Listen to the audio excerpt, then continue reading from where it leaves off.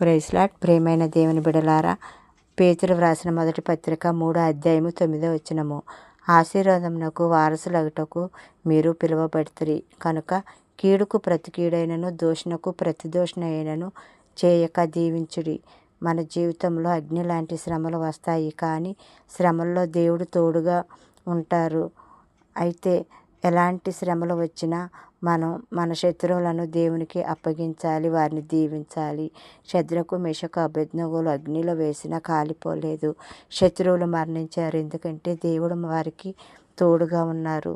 దానియేలు సింహాల బోనులో వేసినప్పుడు దేవుడు సింహాల నోటిని మూసివేశారు. అలాగే నీ మీదకు నా మీదకు ఎలాంటి శత్రువు వచ్చినా 7 దారుల గుండా పారిపోతారు. దేవుని యందు నిరీక్షణ కలిగి ఉండాలి.